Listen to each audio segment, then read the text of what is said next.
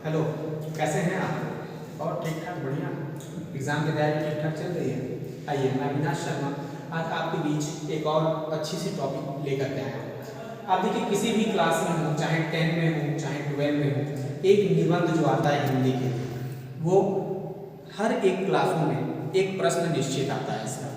तो आज हम निबंध में बात करेंगे प्रदूषण के बारे में, कि प्रदूषण जो है वो किस तरीके से प्रॉब्लम, एक समस्या का कारण बनते जा रहा है आज के समय में। देखिए, यदि हम बात करेंगे प्रदूषण के बारे में, तो प्रदूषण एक हमारे देश का नहीं, अभी तो पूरे विश्व का एक सबसे बड़ा कारण हो गया है कि प्रदूषण जो है किस तरीके से पूरे वातावरण को दूषित कर रहा है, पर्यावरण क्यों इतना भयानक मतलब डिस्टर्ब होते चला जा रहा है, और प्रदूषण के कारण से सभी चीजें बहुत समस्यात्मक ढंग से बढ़ती चली जाए। तो देखेंगे हम इसके ही विषय में कुछ टॉपिक उठा करके देखेंगे। तो देखिए, ध्यान दीजिए, एक जो निबंध लिखा जाता है उसको दो तरीके से लिखा जाता है। एक हम लोग पैसेज फॉर्म में लिखेंगे और एक हम लोग होता है जो हेडिंग वाइज लिखते हैं। तो जो हेडिंग वाइज हम लोग जो निबंध लिखते हैं उसमें थोड़े से नंबर अच्छे मिलने के चांसेस होते हैं, और हम अपनी बातों को बहुत साफ सुथरे ढंग से मतलब टॉपिक वाइज के आधार पर रखने का एक प्रयास कर सकते हैं।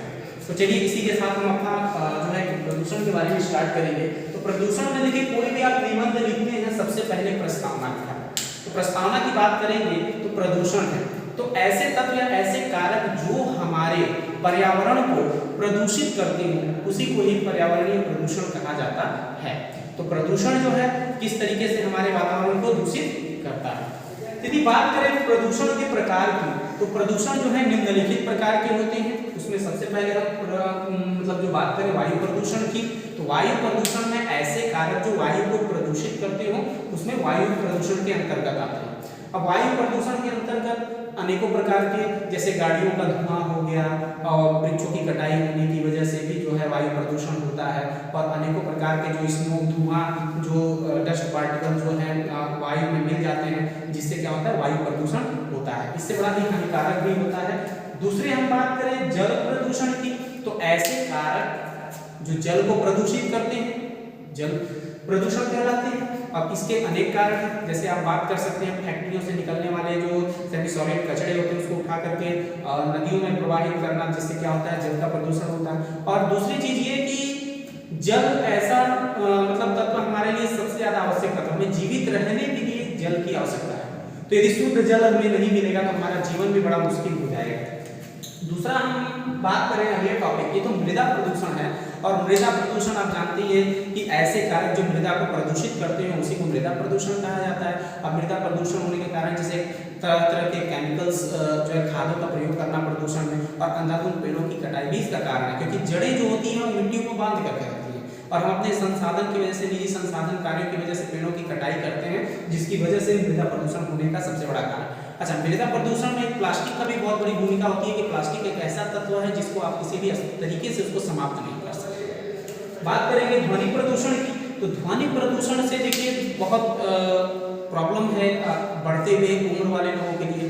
अब ध्वनि प्रदूषण से आदमी बहरा हो सकता है, और इसका सबसे बड़ा रीजन ये होता है कि आजकल शादी विवाहों में डीजे जो है सॉन्ग का प्रयोग करना, या फिर जो है हाई वॉल्यूम में गाने वगैरह का प्रयोग करना, या गाड़ियों में बहुत तेज हॉर्न वगैरह लगा देते हैं, ये सभी कारण है ध्वनि प्रदूषण।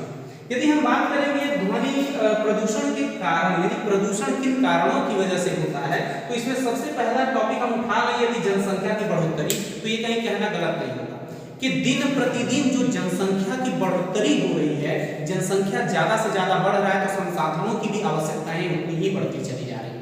जब संसाधन की आवश्यकताएं उतनी बढ़ती चली जाएंगी तो हमें जगह की, वस्तुओं की आवश्यकताएं होंगी, और इन कारणों की वजह से हम क्या कर रहे हैं, अधिक जनसंख्या होने की वजह से प्राकृतिक संसाधनों की वजह को लेकर के जो है थोड़ा सा हम लोग डिस्टर्बेंस हो जा रहे हैं, है ना। जैसे पेड़ों की कटाई कर दिया, या जल प्रदूषण हो गया। जब ज्यादा लोग आएंगे तो ज्यादा जगह की जरूरत पड़ेगी, तो हम किधर की तरफ बढ़ेंगे, जंगल की तरफ बढ़ेंगे इत्यादि।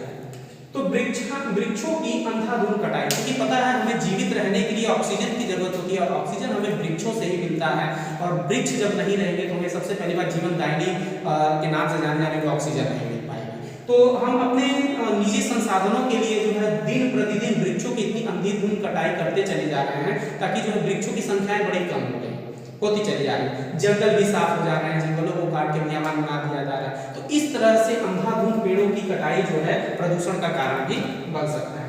कारखानों से कचरे का जल में प्रवाह, बड़े बड़े कारखाने हैं, उनका कचरा जो है उसको जल में प्रवाहित कर दिया जा रहा है। जल में प्रवाहित करने की वजह से जल प्रदूषण होने का चांस मतलब जो है बढ़ जाता है। जल प्रदूषण में देखिए जलीय जंतुओं का जो सबसे बड़ा विनाश है, जैसे मान लीजिए मछलियां हैं और भी जलीय प्राणी जो हैं, उनके जीवन में भी इसका बहुत गहरा प्रभाव पड़ता है।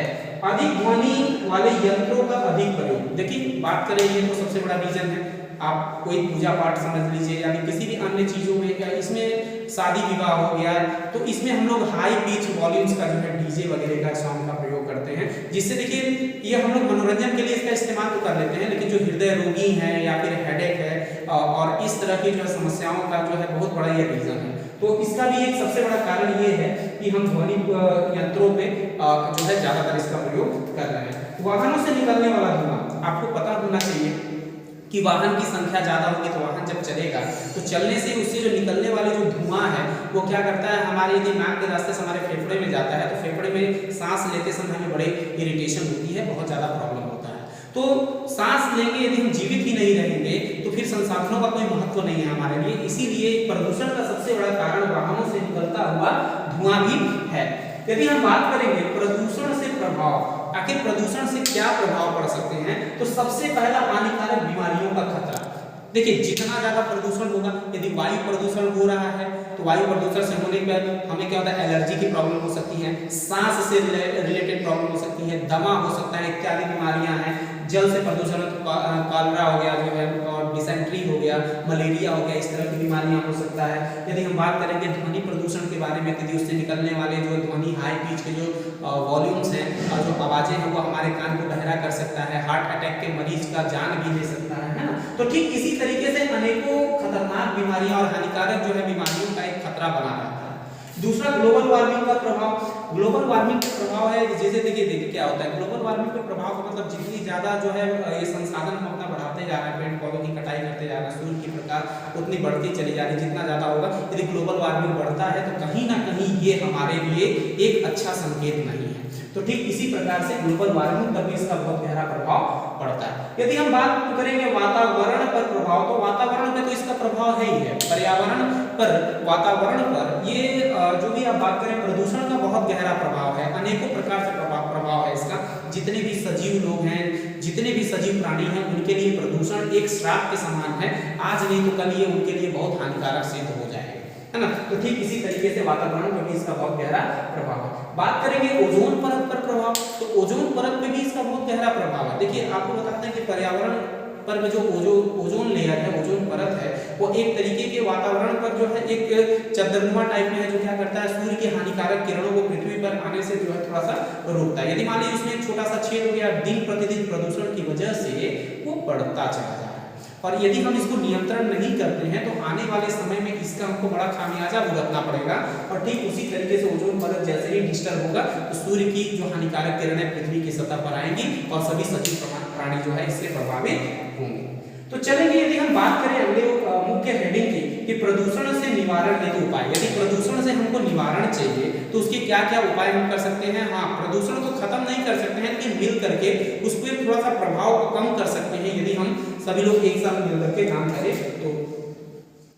तो इसमें पहला टॉपिक हमारा जनसंख्या बढ़ोतरी पर नियंत्रण। यदि हम बात करेंगे जनसंख्या की बढ़ोतरी पर, यदि इस पर हम किसी तरीके से काबू पा जाए कि जो जनसंख्या बढ़ रही है, यदि हम समझदारी से काम लें, जनसंख्या बढ़ोतरी पर यदि हम नियंत्रण कर लेते हैं तो उस पर हम थोड़ा बहुत जो है प्रदूषण पर रोक लगा सकते हैं, क्योंकि जितनी जनसंख्याएं कम होगी उतने संसाधनों की कम आवश्यकता पड़ेगी, और जितने संसाधन कम रहेंगे उतना हमारे निजी संसाधनों की आवश्यकताएं कम पड़ेंगी, और जब हमें निजी संसाधन आवश्यकताएं कम पड़ेंगी तो हम प्राकृतिक संसाधनों को डिस्टर्ब नहीं करेंगे। इसीलिए हमें सबसे पहला काम कि प्राकृतिक जो है जनसंख्या बढ़ोतरी पर सबसे बड़ा ध्यान देना है कि इसको कंट्रोल में करें।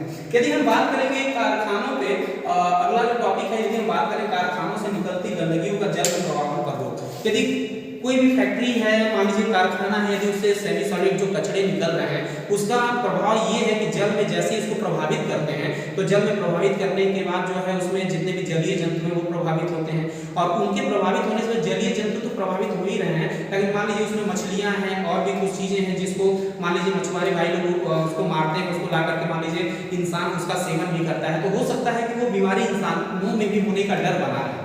तो इन तरीके से हम इसका प्रभाव ये कर सकते हैं कि उसको पानी में न डाल करके कोई ऐसी जगह खोजे जहाँ पे इंसान निवास नहीं करते हैं, और ऐसी जगहों पे उस फैक्ट्रियों के कचरे को ले जा करके हम जो है प्रवाहित करें, तो वहाँ पे पहली बात तो इंसानी संसाधनों पे जो है जो हमारी जरूरतें भी पूरी हो जाएंगी और जलीय जंतु जो है वो भी बच जाएंगे। और उसके साथ साथ चूंकि बार बार एक चीज जान रहे हैं हम कि जीवन में सबसे प्रथम जीवनदायिनी वायु ऑक्सीजन के रूप में हम लोग लेते हैं, और दूसरा जो सबसे महत्वपूर्ण जो हमारे लिए वस्तु है वो हमारे लिए सबसे जरूरत की चीजें हैं जल, क्योंकि जल के बिना हम जीवन की कल्पना नहीं कर सकते। वैसे बात करेंगे तो 3/4 भाग तो पूरा पानी है, परंतु क्या वो पानी हमारे योग्य है क्या? तो वो पानी पूरा योग्य हमारे नहीं है, कुछ ही हिस्सा साफ पानी बचा है उसको भी हम प्रदूषित कर दे रहे हैं। तो आने वाली जो जनसंख्या मतलब जो हमारा जनरेशन है उसमें निश्चित तौर पे ये लोग पानी की जनसंख्या से पानी की प्रॉब्लम की वजह से, समस्या की वजह से ये जनसंख्या बिल्कुल प्रभावित होगी। यदि प्लास्टिक की हम बात करें तो प्लास्टिक पर रोकथाम बहुत ज्यादा जरूरी है। अगला प्रभाव जो है हम लोग रोकथाम के लिए, उपाय के लिए प्लास्टिक का प्रयोग कम कर सकते हैं।